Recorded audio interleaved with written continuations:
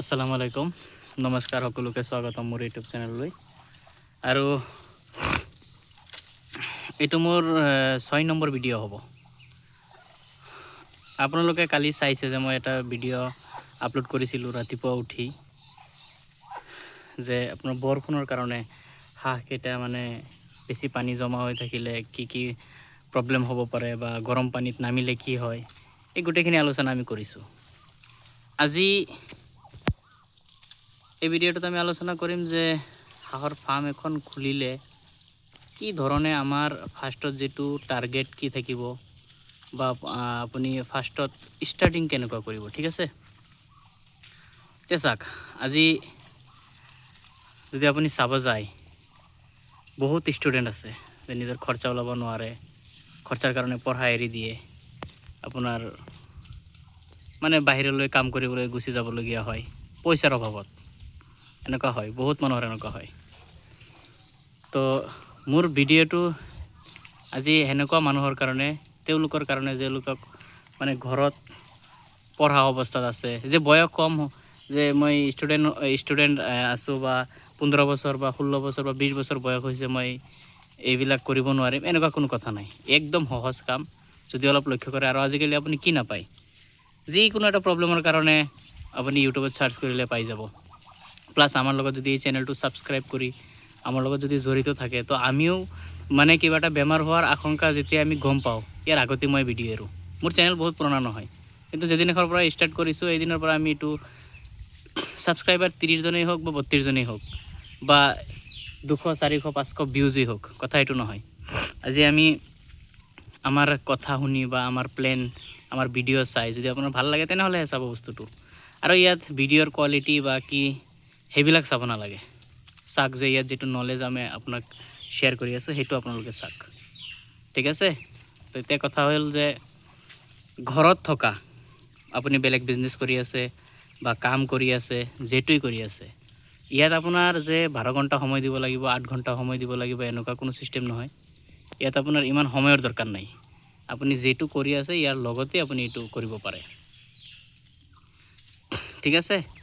তো এইটো আপুনি ষ্টাৰ্টিং কৰিব বিচাৰিলে পাৰে। ইয়াত আপোনাৰ যে 1 লাখ টকা বা 2 লাখ টকা এনেকুৱা পুঁজি লৈ লাগিব এনেকুৱা কোনো কথা নাই।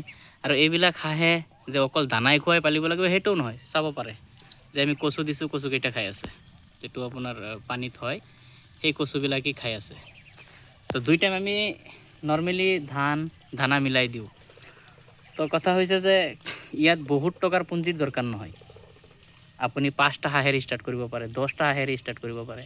এতিয়া শুনাত মানে কথাটো অলপ বেলেগ টাইপৰ শুনা যায় যে 5টা হাঁহেৰে কেনেকৈ ষ্টাৰ্ট কৰিব। হয়, 5টা হাঁহ, 5টা আপোনাৰ ফিমেল হাঁহ, এটা মতা হাঁহ লৈ যদি আপুনি ষ্টাৰ্টিং কৰে কৰিব পাৰে। 5টা হাঁহে আপোনাৰ যদি 20টাকৈ পোৱালি দিয়ে, 20টা বাদ দিয়ক, 15টা পোৱালি যদি দিয়ে, তথাপিও আপোনাৰ বহুত হৈ যাব, প্ৰায় 75। তো এক বেচতে আপোনাৰ ফাৰ্ম হৈ যাব। মোৰ ইয়াত আপোনাৰ বহুত হাঁহ নহয়, ইয়াত টোটেল মিলাই 60টামান হাঁহ হ'ব। আৰু আছে এইফালে কোচত বহি আছে, প্লাছ ইয়াতো আছে, সেই তাতো আছে, এনেকুৱা কেইটামান আছে। তো টোটেল ধৰক 50-60টা হাঁহ আছে। তো আপুনি সেইটো দি ষ্টাৰ্ট কৰিলে অলপ সময় লাগিব। ধৰক এটা হাঁহ আপোনাৰ কণীতা হওঁতে প্ৰায় 4 মাহ লাগি যায়। যদি আপুনি দানা চানা খুৱাই তো ধৰক 4 মাহত আপোনাৰ কণীত আহি যাব। আৰু যদি এনে বাহিৰত এৰি বা আপোনাৰ ধান চান খুৱাই বা ধানৰ গুড়ি খুৱাই যদি আপুনি পুহিব বিচাৰে, তো 5 মাহত আপোনাৰ এইকেইটা কণীত আহি যাব। আৰু 75-75টা হাঁহ যদি থাকে, ইয়াত আপোনাৰ আৰামছে এখন ফাৰ্ম ধুনীয়াকৈ হৈ যাব। চীনা হাঁহৰ জাতিৰ কথা কৈ আছোঁ। এটা আপুনি মাংসৰ কাৰণে পুহিব পাৰে বা আপুনি পোৱালি গজাই আপুনি চেল কৰিব পাৰে। ধুনীয়া মাৰ্কেট, আৰামছে চলে, কোনো টেনশ্যন নাই, ঠিক আছে। আৰামছে ষ্টাৰ্টিং কৰিব পাৰে।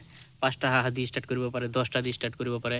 আৰু যদি কোনোবাই কয় যে মই বেলেগ কাম কাজ নকৰোঁ, ইয়াৰ লগতে লাগি থাকিম, তেনেহ'লে আপোনাৰ পুঁজিৰ অলপ দৰকাৰ হ'ব। কেনেকুৱা হ'ব চাওক, এজন মানুহৰ আজিকালি চলিব খোৱা বোৱা ৰেচন পাতি এইটো টোটেল মিলাই আপোনাৰ নৰ্মেলি যদি চাব যায় কমচে কম 30,000 টকা এটা আয় থাকিব লাগে, তেনেহ'লে আপুনি ঘৰত থাকি চলিব পাৰিব এটা বিজনেছ দি পেলাই। তো সেই ধৰণৰ যদি ষ্টাৰ্টিং কৰে, তো তাৰ কাৰণে অলপ পুঁজিৰ দৰকাৰ হয়। তাত ধৰক আপোনাৰ যদি আপুনি কয় যে মই 50টা হাঁহ দি ষ্টাৰ্ট কৰিম, তো আপোনাৰ পোৱালি ল'ব নালাগে, ডাইৰেক্ট আপুনি ডাঙৰ ডাঙৰ হাঁহ কিনি পেলাই ষ্টাৰ্টিং কৰিব পাৰে। তাতো আপোনাৰ খৰচা ধৰক 15-16 হাজাৰ টকাৰ হাঁহ আহি যাব। আপোনাৰ হাঁহৰ মূল্য ইমানেই হ'ব, বেছি নহয়, 15-16 হাজাৰ টকাত আহি যাব, আপোনাৰ হাঁহ হৈ যাব। 2 নম্বৰ কথা হৈছে যে হাঁহৰ দাম বেছি নহয়, তাৰ যিটো মেইনটেনেন্স আছে, যদি কয় যে ফাৰ্ম হিচাপে পোহে তো অলপ মেইনটেনেন্সটো লাগিব, দানা খৰচ আছে, দানাটো চাব লাগিব, আপোনাৰ দানা ষ্টক ৰাখিব লাগিব। তো সেই হিচাপত কমচে কম হাতত 50,000 টকা লৈ আপোনাৰ ষ্টাৰ্টিং কৰিব লাগিব। আৰু ফাৰ্ম খোলাৰ 3 মাহ, যে আপুনি 3 মাহ কোনো ইনকামৰ ধান্দাই কৰিব নোৱাৰিব। 3 মাহ পিছৰ পৰা আপোনাৰ কিবা এটা ইনকাম অহা ষ্টাৰ্ট হ'ব। একেবাৰে যে আপুনি 1 লাখ টকা ইনকাম কৰি ল'ব এনেকুৱা নহয়, এইটো সম্ভৱেই নহয়, সময় লাগিব। কিন্তু মই ভাবোঁ এনেকুৱা নকৰাতকৈ বেছি ভাল কম লৈ, একদম কম হাঁহ লৈ আপোনালোকে কৰক, সেইটো আপোনালোকৰ বেছি ভাল হ'ব। কাৰণ আপুনি মেডিচিনৰ যিটো মেইনটেনেন্স সেইটোতো লাগিব। কাৰণ ধৰক যে 5টা-10টা হাঁহ যদি আপুনি এনেকুৱা পুহি আছে, তেনেহ'লে তাৰ কোনো মেডিচিন নালাগে, তাৰ যিটো ভিটামিন লাগে সি বাহিৰৰ পৰাই মানে এইটো সংগ্ৰহ কৰিব পাৰে। আৰু যদি জমা হাঁহ যেনেকুৱা ফাৰ্ম চিষ্টেমত পোহে, তেনেহ'লে ভাই মেডিচিনৰ মেইনটেনেন্স লাগিব, ইহঁতক ৰেগুলাৰলি মেডিচিন খুৱাব লাগিব, ৰেগুলাৰলি।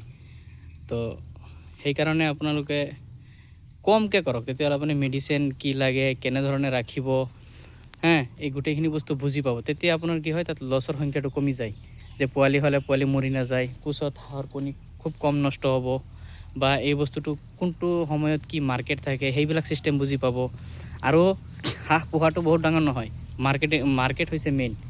এতিয়া মই হাঁহৰ পোৱালি মাহত 600-700 1000 এনেকুৱা আমি চেল কৰি আছোঁ, কিন্তু চেনেল আছে, চেনেল থাকিব লাগিব। ফাৰ্ষ্টতে যে গৈ আপোনাৰ একদম আপুনি মানুহ পাই যাব যে মই 1000 হাঁহৰ পোৱালি আজি চেল কৰি দিম, সম্ভৱ নহয়।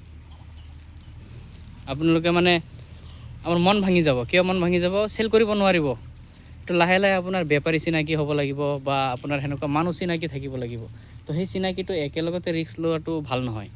আপুনি লাহে লাহে কৰক, কম দি ষ্টাৰ্ট কৰক। তো যেতিয়া আপোনাৰ মাৰ্কেট হ'ব, তেতিয়া আপোনাৰ মানে আপুনি নিজে, মোৰ ভিডিঅ' চাই আপোনাৰ সেইটো কৰিব নালাগে, আপুনি নিজেই গম পাই যাব যে কিহৰ পিছত কি লাগিব, কেনেকুৱা লাগিব, সেইধৰণে। চাওক, এতিয়া মই এটা বস্তু দেখা পাই আছোঁ, দেখাই আছোঁ। এইটো চাওক, কালি যে মই ভিডিঅ' বনাইছিলোঁ যে হাঁহৰ বেমাৰ লগাৰ কাৰেক্ট টাইম এইটো, লাইভ চাওক আপোনালোকে। মই এতিয়া ফাৰ্ষ্ট টাইম চাইছোঁ। চাওক, অলপ অলপ গৈ বহি যায়, চাওক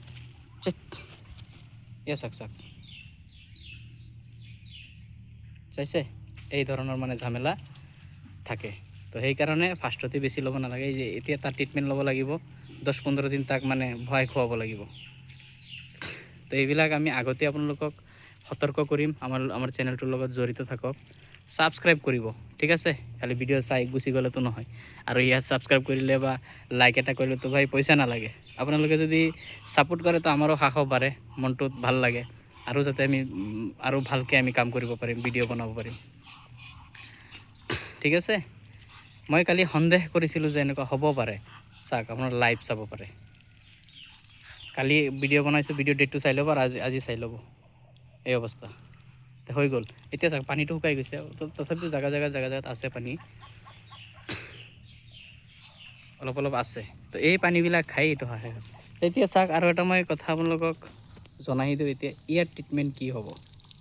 ইয়াৰ ট্ৰিটমেণ্ট একো নহয়, নিউৰ'কাইন বুলি এটা চিৰাপ আছে, এইটো আপোনাৰ খুৱাব লাগিব 3 টাইম, ঠিক আছে? 2 টাইম দিলে হ'ব, 3 টাইম দিলে হ'ব। খোৱালে এইটো আপোনাৰ আৰামছে ৰিকভাৰ হৈ যাব। এই হাঁহটো আকৌ আপোনালোকক দেখুৱাম, ভালকৈ চিনি ৰাখিব, তেতিয়া ভাল হৈ যাব। এতিয়া মই ধৰি এইটো বাহিৰলৈ লৈ যাম, ইয়াৰ লগত ৰাখিলে বাকীকেইটাৰো মানে বেমাৰটো হোৱাৰ চান্স থাকিব। ভাইৰাছ টাইপ হয় এইবিলাক। তো সেইটো চাই লওক। তো আমাৰ মেইন টপিক আছিল যে ফাৰ্মৰ কাৰণে। তো আৰামছে কৰিব পাৰে, কোনো ধৰণৰ টেনশ্যন নাই। কম দি ষ্টাৰ্ট কৰক, কম দি ষ্টাৰ্ট কৰিলে আৰামছে হ'ব। এজন ষ্টুডেণ্টে যদি আপোনাৰ মাহত বেছি নহয়, যদি 20টা হাঁহো পোহে, তাৰ পৰা কমচে কম, একদম কম হ'লেও 7-8 হাজাৰ 10 হাজাৰ টকা ইনকাম আৰামছে কৰিব পাৰে। তো এইটো আমাৰ নিজৰ পঢ়াৰ খৰচো মানে ওলাব। আৰু এটা কথা হৈছে যে চাওক, মই যেতিয়া ফাৰ্ষ্টত ষ্টাৰ্টিং কৰিছিলোঁ, তেতিয়া যে কোনটো সময়ত কি মেডিচিন দিম, আজি বগা পায়খানা কৰি আছে, কালি লেংৰা হৈ আছে, আৰু এটা উঠিব নোৱাৰে, ফাৰ্মৰ ভিতৰত মৰি আছে, মানে সঁচা কথা, যিটো মোৰ ঘৰৰ পৰা কৈ আছে এইবিলাক বাদ দে, এইবিলাক কাম নহ'ব। কিন্তু মই লাগি আছিলোঁ না, চাম কি হয়। তো লাহে লাহে আমিও এতিয়া ইমানটো সাহস আছে যে যেনেকুৱা বেমাৰী লাগক কিন্তু মোৰ ফাৰ্ম একেবাৰে ধ্বংস হৈ নাযায়, ইমানখিনি মানে বিশ্বাস এতিয়া নিজৰ প্ৰতি আছে আৰু কি। ঠিক আছে, তো আপোনালোকে যেতিয়া কোনোবাই যদি কৰি আছে অলৰেডি তেওঁলোকে গম পায় যে কিবা এটা হ'লে আমাৰ ভেটেনেৰি ডক্টৰৰ ওচৰত নাই, পোৱা নাযায়, কাৰ লগত যুক্তি জানিম, কি কৰিম, মানে মাথা বেয়া হৈ যাব সেইটো সময়ত। তো এইকাৰণে চেনেলটো ছাবস্ক্ৰাইব কৰি ৰাখিব, যোগাযোগ ৰাখিব। অলৰেডি মোৰ হোৱাটছআপ নম্বৰো দিয়া আছে, কেনেকুৱা ফাৰ্ম কৰিব, কি খৰচা আহিব, যদি জানিব লগা আছে ফোন কৰিব, আমি ইনশাল্লাহ কথা পাতিম, আলোচনা কৰিম, কোনো টেনশ্যন নাই। আৰু এই চেনেলটোৰ লগত জড়িত থাকিলে ফাৰ্ম আৰামছে আপুনি কৰিব পাৰিব। আপোনালোকৰ যিকোনো কুৱেশ্যনৰ আনচাৰ মই দিম।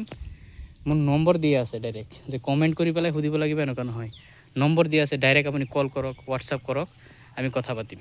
ঠিক আছে, তো আজি এইখিনিয়েই। এতিয়া মই হাঁহটো লৈ যাওঁ, চাওঁ কি হয়। ঠিক আছে, ধন্যবাদ থাকিব। ছাবস্ক্ৰাইব, শ্বেয়াৰ, লাইক কৰিলে পইচা নালাগে, এইটো কৰি দিব। ঠিক আছে।